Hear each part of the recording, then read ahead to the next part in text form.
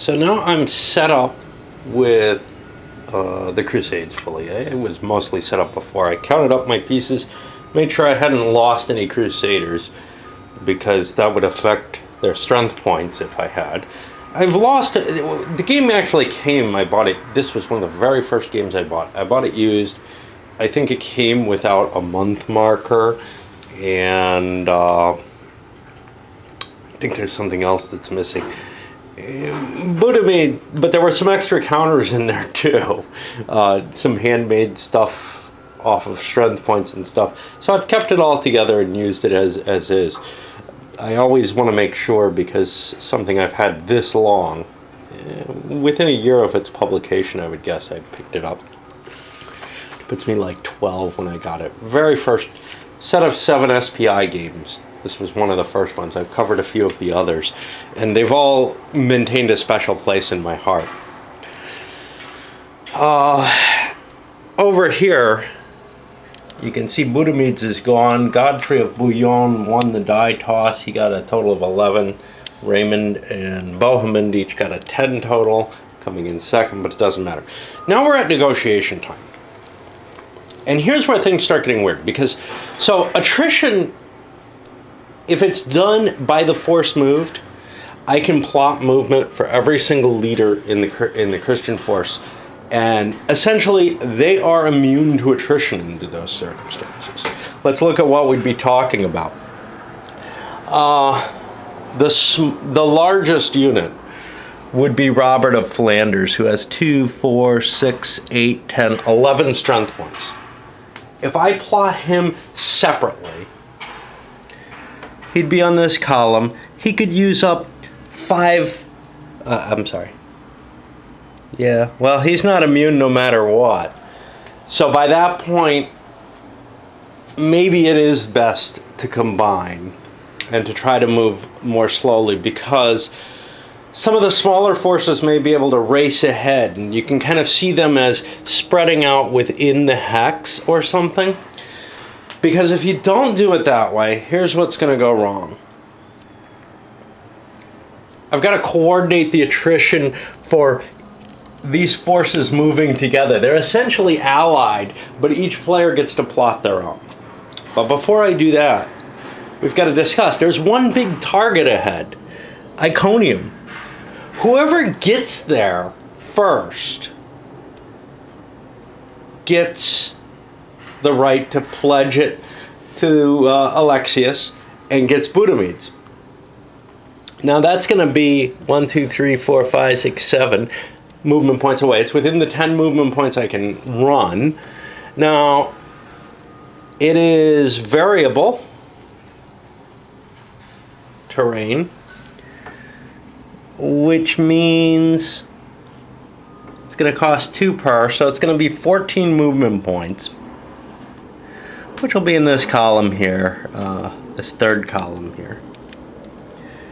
So I can move a force of 5 strength points to run up and take that. And there's no problem in doing so. Now that's essentially actually already a Byzantine city.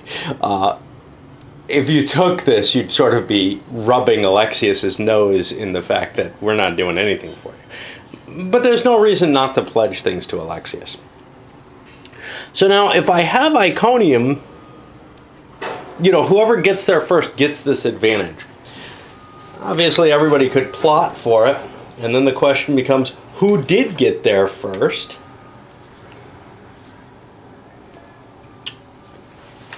They could fight over it. That would be quite un-Crusader-like at this stage in the battle. You want to fight over something important. You start fighting over Iconium, and you're just not going to make it into the Holy Land. But as to who gets to enter the city first, again, these things are not well defined from what I can tell in the rules. So you got to kind of make stuff up as you're going. And that's one of the problems with the answer that I'm going to take to that is the same one that is in place if they had captured it militarily, which is, hey, somebody in that hex is going to be the overall commander. And that person gets to decide who owns the city, probably themselves. So, who gets to be the overall commander? Well, you don't know till you get there. But if you send your big boy and nobody else does, that's guaranteed. If you don't send your big boy, well, you're probably not going to get it. So if the big guys are in there, then they get to roll and add their guile, which is sort of what I was looking at as the default anyway, because that would be the guy who slips in the first. So now it's a hard decision, because only one person is able to get that advantage. And it is a slight bonus. They'll be able to start collecting a treasury there, which isn't there yet, and other such aspects. Looking over at the Muslim choices, wow, what do they want to do? Yeah, that's a harder call, because in the sense the Syrians have this problem with there's a Muslim force or a Mosul force up here. The Mosuls are fairly weak. You don't want to wipe them out, though. They could be your padding at this point. You'll just piss them off. They're going to come in from the east with a huge force over here.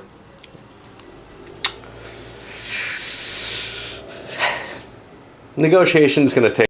Well, this is a game that I very seldomly solo, or play at all, to tell you the truth. I've played the Third Crusade a few times, and one of the reasons is the rules are rather ambiguous. I found... Oh, geez, I can't remember the guy's name. Mike, I don't remember. Anyway, set of unofficial errata. One of the things he handles is, all right, if forces move and start in one hex and end in another, this is one of a series of errata, but this is the one that bugs me the most.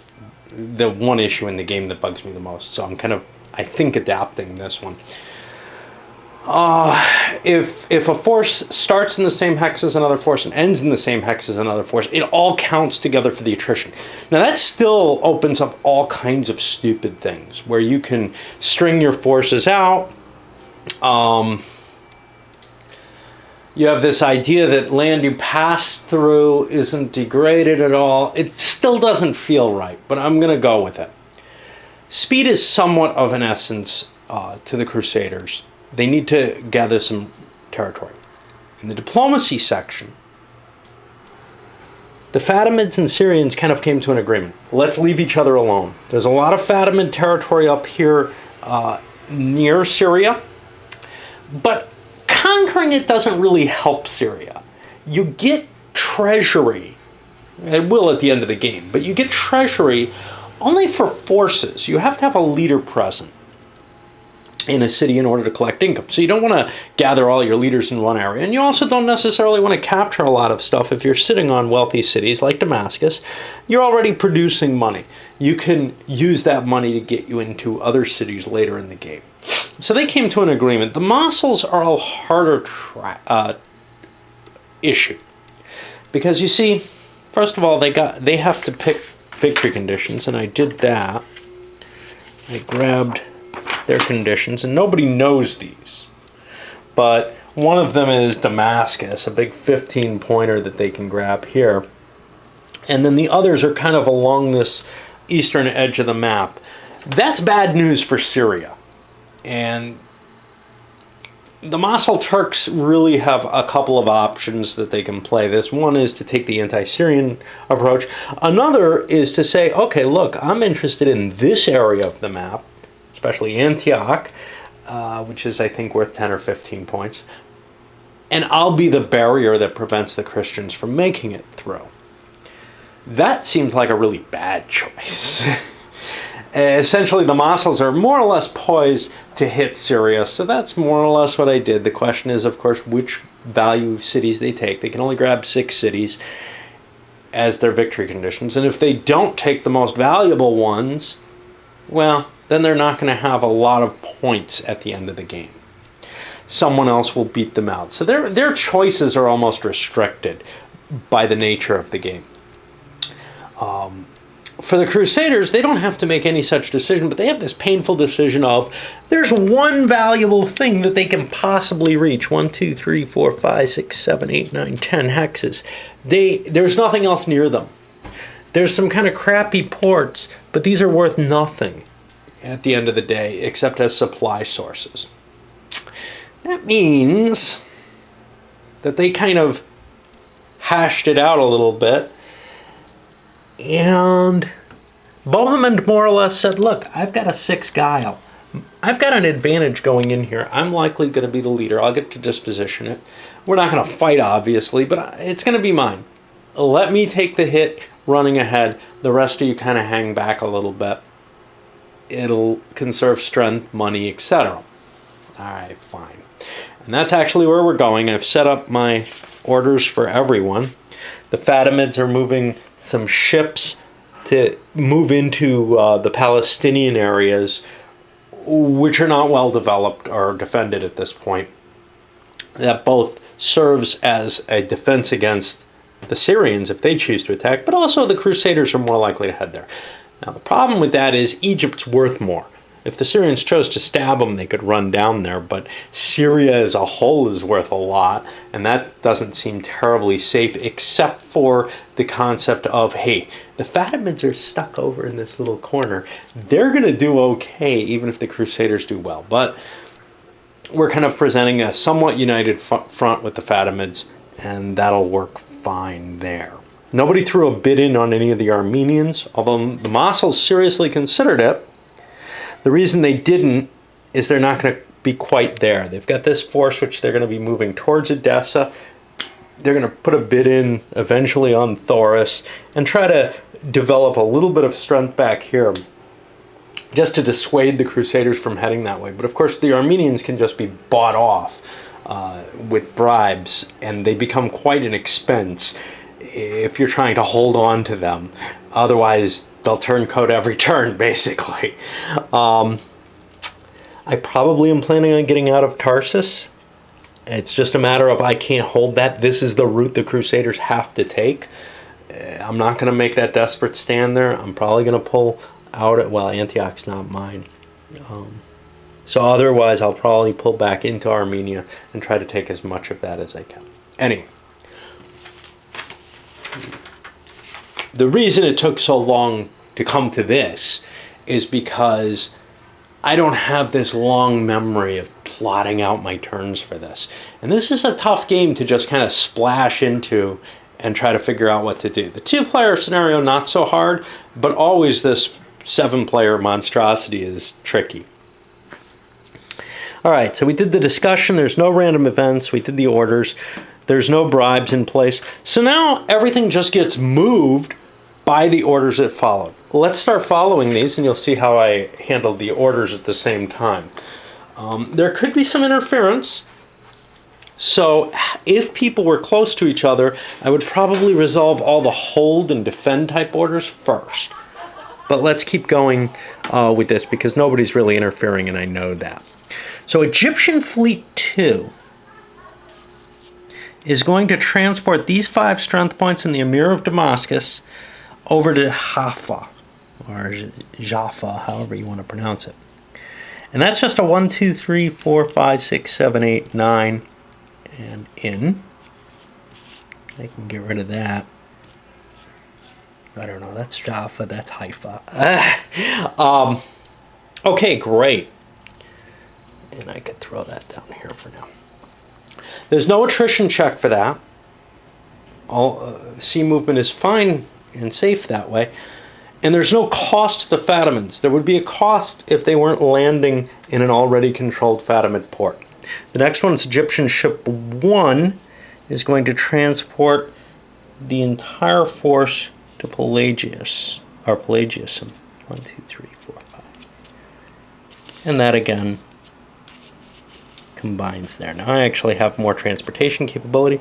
And now Al-Afdal, this guy, is going to move with 14 units, and I've separated a treasury marker. I've got to get this 14 into play. And what he's going to do is I need to leave a leader and troops behind so that Cairo can keep collecting taxes. And I got that. But the rest of this is going to go up to Palatium. And here's how you're going to see how movement and attrition goes. 1, 2, 3, 4, 5, 6 movement points, but only 1, 2, 3, 4, 5, 6, 5 points of attrition points. Okay. Or is it 6? I think it's 6.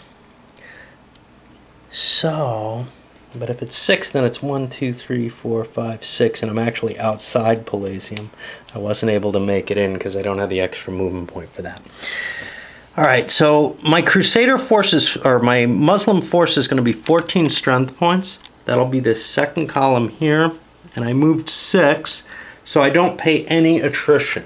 Had I paid some, I would either have to lose strength points or I could lose money off the treasury, which I now have recorded on paper. I've left some money over at Cairo. I've left some $50 there, just because I can spend that on bribes and whatnot.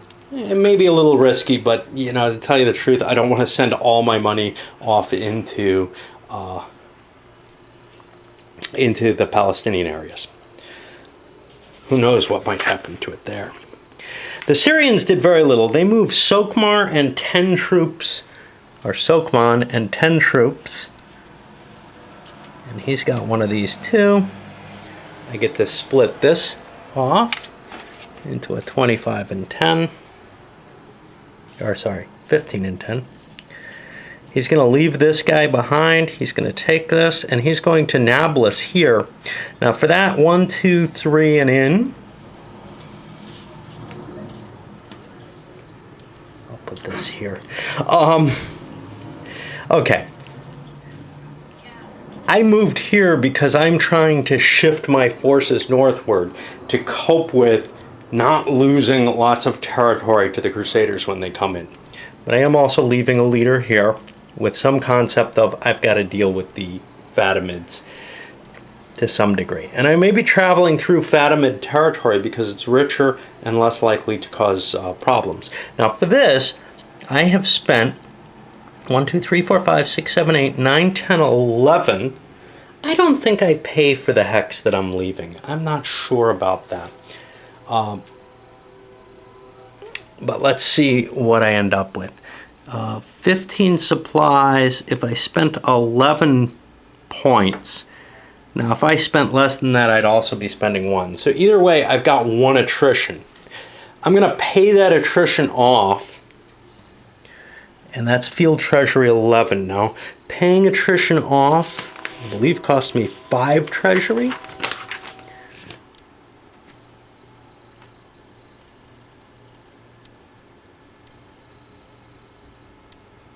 Jesus. 19.21.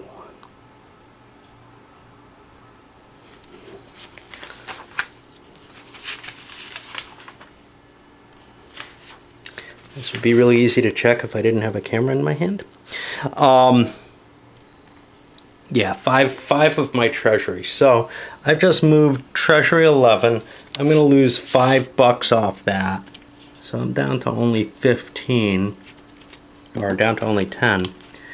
How much did I leave behind here in Jerusalem? Only 10. I'm not very wealthy. But I am going to be able to collect treasury for that space at the end of the turn. Alright, let me take a little pause here because I'm getting fatigued just talking all of this. So the rules on moving into and through hexes, they're kind of left ambiguously.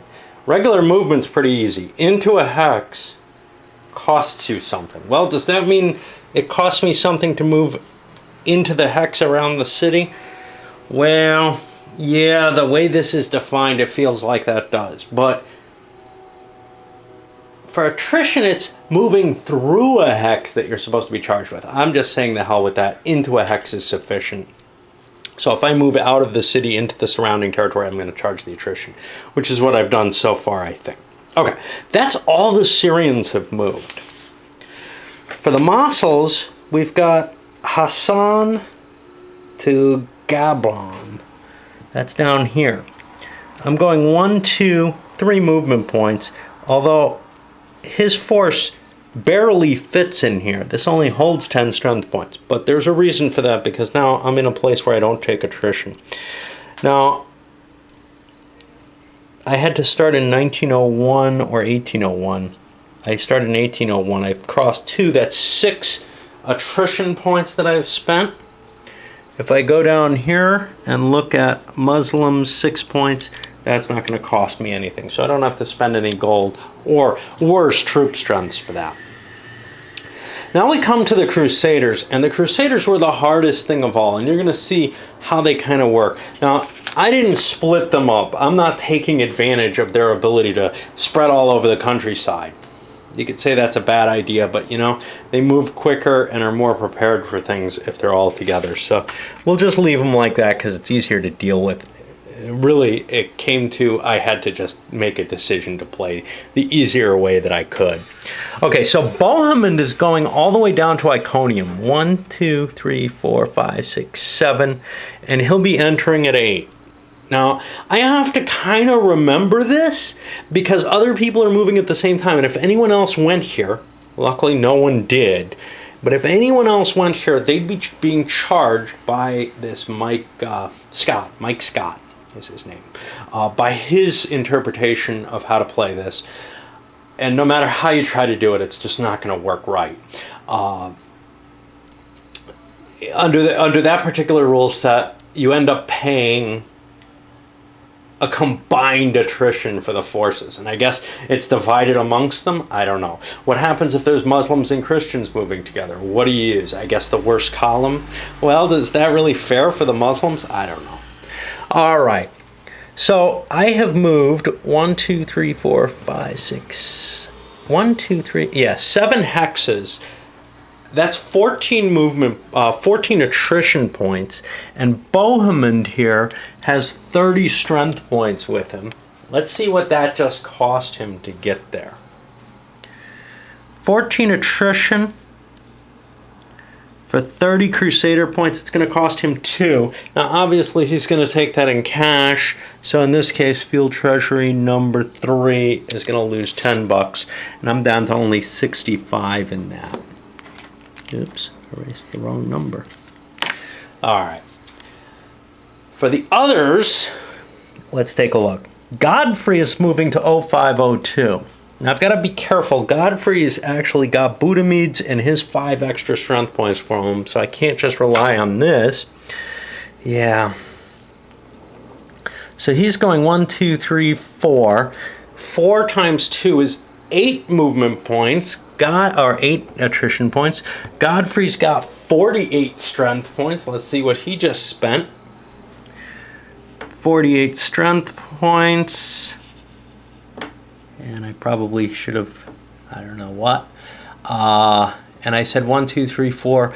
That's going to be 8. He's going to charge 2. That's going to cost him 10. Could he have gone farther? Yeah. I screwed up there. He could have gone up to 5 hexes instead of that 4. Because I don't know why. Yeah, I don't know why I did that. So now I look up his treasury, which is 7. He screwed up, that's all. And he'll be down to a 90. Because again, you don't want to lose strength points. Although losing Budimides' strength points isn't that terrible, but you can't lose anything from Budimides until you've lost one off every other unit in the force. So you kind of have to feed him first. Now the problem here is that Robert and Raymond decided to travel together inadvertently. They're both going to 0401. 1, 2, 3 hexes. That's going to be 6 attrition points, and that's 50, 117 strength points going 6 attrition points. They'll be on the top level. They're going to spend 3. Who's in command? Because that person gets to decide how to distribute, although it has to be done, well, actually that person gets penalized more for the distribution. is, I believe, how it works. Okay, so here we each have a 4. I'm going to give Raymond the red die. So Raymond's in command. He's going to have to lose 2 units because of that. So that's $10 off field treasury, 8. Now the truth of the matter is, I think he might have been losing 1 had he been on his own, or 2 had he been on his own. 50 strength points at that same. Maybe I'm wrong. Nah, he would have only lost 1. So by combining and both ending up in the same place, he had to lose more. Now I have to make sure that I'm right about him taking the greater amount rather than the lesser amount. Let me. That's the way it works in combat, so I'm going to have to apply it here. It's kind of a weird situation. Whatever. Bohemond is in Iconium now. Now what that has done is that's given Bohemond, because he's pledging that to the Emperor, that's going to give him Budamedes, who pops out here. And now I've got to remember that Budamedes is now Bohemond's, and I also have to remember that Iconium is also a Sicilian Frank city at this point, because they're the ones who are going to collect all the benefits from it. There aren't enough counters to handle that. There are Crusader control counters, but there aren't ones for the different countries. And I may dig up some counters to try to cover these different color types in some way. All right. So now where are we in the turn order? Well, now we're in combat, and if people were in the same hex, they could fight. These guys could agree to fight one another. They both have to agree to have a fight. They don't want to have a fight. Neither of them really does. If there was any siege underway, but the city was taken freely and easily, so that's no siege. There's not going to be any guile for that. And now we're at the economics phase. And for the economics phase, what we're going to see is every single city with a force in it is going to produce money. Or is it a force or a treasury? I got to remember that.